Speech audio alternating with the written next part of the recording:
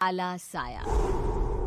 यूं तो बनारस घाट अपनी खूबसूरती के लिए बहुत प्रचलित है, पर घाट के किनारे कई राज लिए बैठे हैं। ये कहानी शुरू होती है बनारस के घाट के पास बने ममता निवास से, जहां प्रिया लाल जोड़े में ममता के घर उसकी बहू बनकर आती है। आओ आओ बहू, घर को अपने पैरों से पवित्र करो। ममता घर की दहलीज पार कर ही रही होती है कि अचानक एक बहुत गंदी सी बास पूरे घर में फैल जाती है।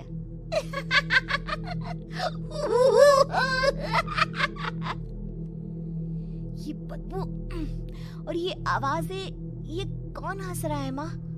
अब ये पड़ोसी ना हमारे थोड़े अलग से है। कहाँ हम शाकाहारी और ये मांस मच्छी खाने वाले। छोड़, तू ध्यान मत दे और गृह प्रवेश कर। और हाँ बहू, अपनी सास की एक बात हमेशा याद रखना, इन पड़ोसियों से तो कभी बात नहीं करेगी। अच्छे लोग नहीं है ये। अपनी सास की ये बात मानेगी ना बेटा? हाँ माँ, जो आपकी मर्जी, मैं उनसे बात नहीं करूंगी। अगले दिन प्रिया अपनी पहली रसोई बनाने रसोई घर में जाती है। ये छोकी बात तो नाक में जा रही है। एक काम करती हूँ, खिड़की खोल देती हूँ। प्रिया खिड़की खोलने जाती है। इतने जाले, लगता है इस खिड़की को कभी खोला ही नहीं गया। पर ऐसा क्यों? ओह, नॉन वेज की स्मेल आती होगी ना। 2 मिनट के लिए खोल लेती हूँ, फिर बंद कर दूंगी। प्रिया खिड़की खोलती है। खिड़की खोलते ही उसकी नजर सामने वाले घर की खिड़की पर पड़ती है, जहाँ एक लड़की खड़ी होती है।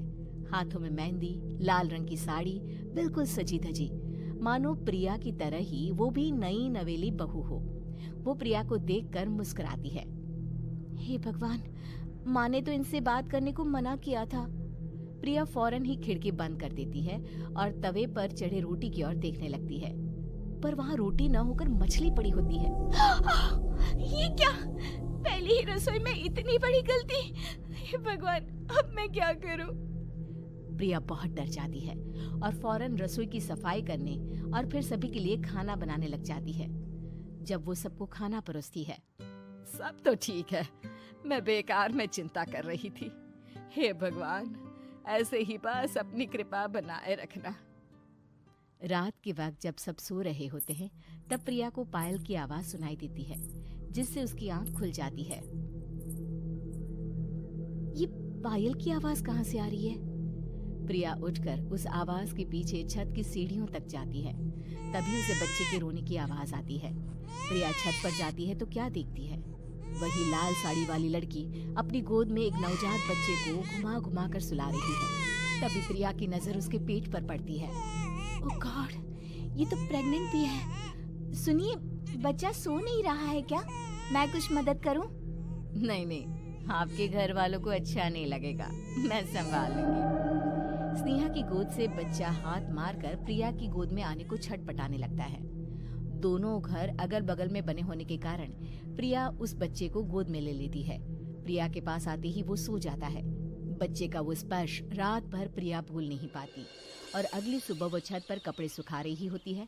तभी उसे एक औरत इशारा करके बुलाती है। स्नेहा कह रही थी बाबू तुम्हारी गोद में आते ही सो गया। मैं गौरी, स्नेहा की माँ हूँ। बहू, घर आना, बाबू को खिला भी लेना। शाम को जब घर पर कोई नहीं रहता, बच्चे से मिलने के लिए प्रिया छिपकर अपनी पड़ोसन के घर चली जाती है और कुछ देर बच्चे को खिलाकर वापस लौट आती है। इसके कुछ दिन बाद ही प्रिया को पता चलता है कि वो माँ बनने वाली है। ममता की खुशी का ठिकाना नहीं रहता।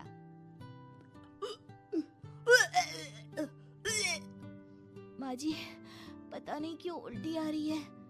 प्रिया भागती हुई वॉशरूम में जाती है तो हरे और लाल रंग की उल्टी करती है। उस उल्टी में से कीड़े निकलते हैं। ये क्या? खून और ये कीड़े! माँ! माँ! प्रिया की आवाज सुनकर ममता दौड़ कर आती है, पर बेसिन में कुछ नहीं होता। प्रिया हक्की बक्की रह जाती है। ये सब क्या हो रहा है? प्रिया घबरा जाती है और अपने कमरे में जाकर सो जाती है। डर के कारण वो इतनी थक जाती है कि उसकी आंख लग जाती है। तब उसे ऐसा लगता है उसके पेट पर मानो कोई बैठा हुआ हो। कौन हो? प्रिया के पेट पर एक 5 महीने की बच्ची बैठी हुई थी, जो बुरी तरह जली हुई थी। माँ, तुम ही मुझे लाई ना अपने पेट में। मैं तुम्हारी माँ नहीं हूँ। कौन हो तुम? माँ, देखो मैं जल गई बुरी तरह से। 6 महीने पेट में रहने को भी मुझे नहीं मिला। सहला दो ना माँ। बचाओ, बचाओ, माँ! ममता दौड़कर कमरे में आती है। प्रिया की बातें सुनकर वो सब समझ जाती है। तू कहीं बगल वाले घर में तो नहीं जाकर आई ना बहू? मुझे माफ कर दो, मैं गई थी माँ। उस घर में सब मरे हुए हैं बहू। कई साल पहले स्नेहा उस घर में बहू बनकर आई थी। कुछ ही दिन में वो एक बच्चे को जन्म देने वाली थी। पूरा घर बच्चे के आने की खुशी में खोया था कि एक दिन अचानक उस घर में आग लग गई। सब बुरी तरह जलकर मर गए। गौरी आज भी दादी बनने का इंतजार कर रही है और इसीलिए स्नेहा ने अपना अजन्मा बच्चा तुम्हारी कोख में डाल दिया।